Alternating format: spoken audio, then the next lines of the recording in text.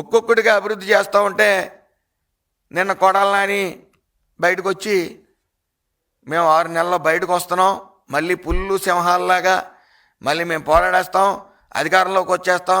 మీరు ఎంతసేపు అధికారంలో రావటం కన్నా మీరు చేసిన తప్పిదాలేంటి, మీరు ఎందుకు 11 సీట్లకు పడిపోయారో తెలుసుకోండి అయ్యా. ఆ రెడ్ బుక్ అనగానే మడిచి ఎక్కడో పెట్టుకోండి అని కామెంట్స్ చేయటం, ఈరోజు రెడ్ బుక్ ఓపెన్ చేసేస్తున్నారు అని డైపర్లు వేసుకుని తిరగటం. సింహాలు అప్పుడే సింహాలు, ఇప్పుడు గ్రామ సింహాలు.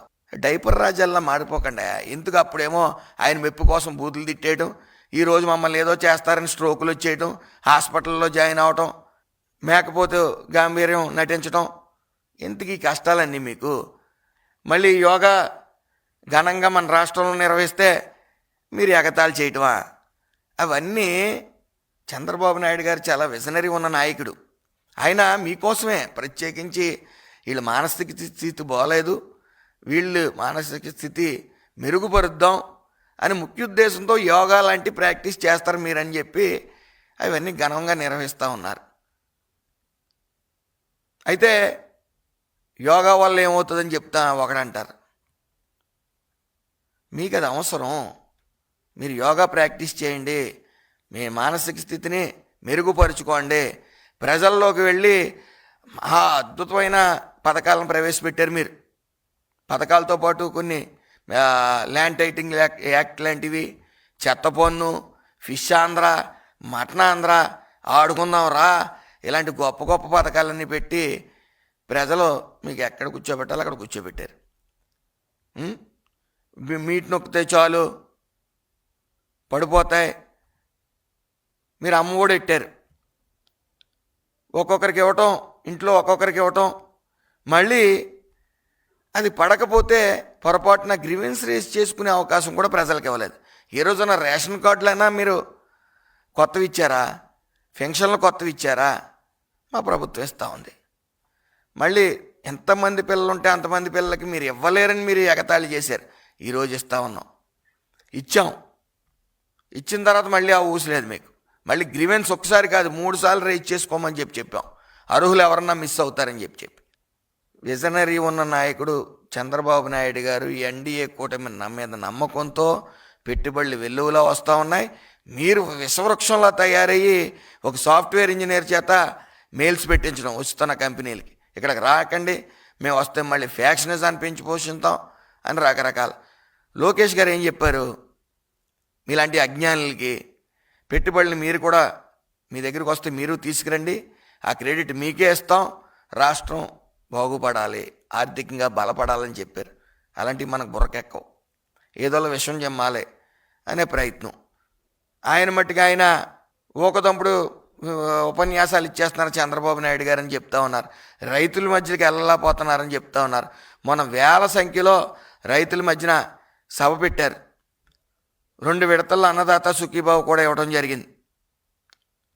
ఈ రోజున మీరు మీడియా ముందుకు వచ్చి ఒక 1/2 డజన్ పేపర్లు తెచ్చుకుని 3 గంటల పాటు దూలకొండ ఉపన్యాసాలు ఇస్తూ ఉన్నారు. దూలకొండ ఉపన్యాసాలు అవి దంచి ఒళ్ళంతా రాసుకుని మీరు రకరకాల విన్యాసాలు చేస్తూ ఉన్నారు. అయితే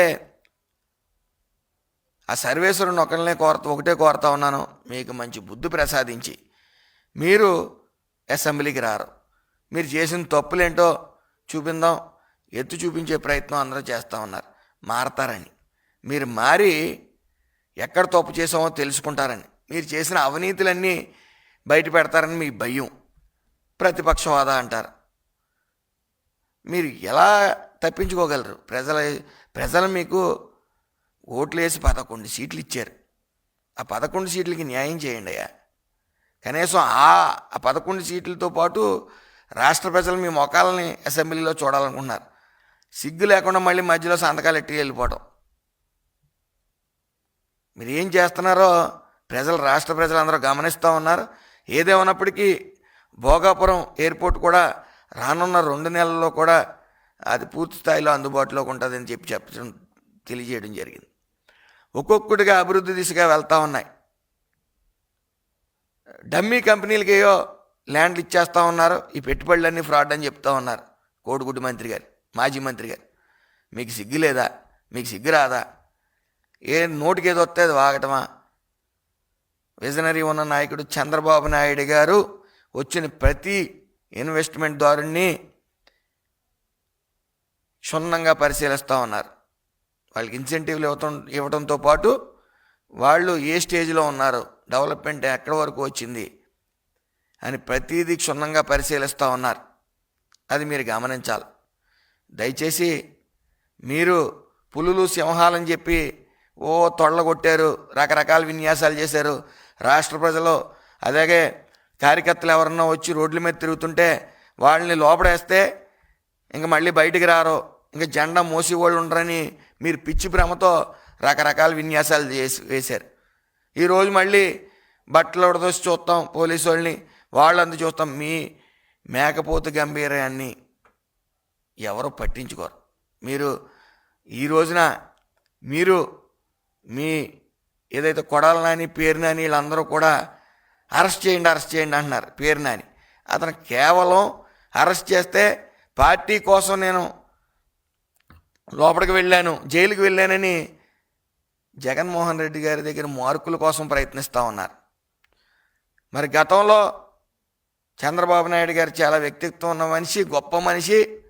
మా భార్య అవినీతి చేసినా ఆ కేసుల్లో మరి నాకు కొద్ది వెసులుబాటు ఇచ్చారు అని చెప్పి మీరే చెప్పారు.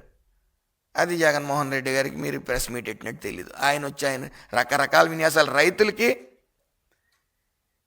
తుఫాన్ వచ్చినప్పుడు కానీ విపత్తులు వచ్చినప్పుడు కానీ ఏ రోజైనా మట్టిలో కాలెట్టిన వైన ఉందా జగన్మోహన్ రెడ్డి గారు?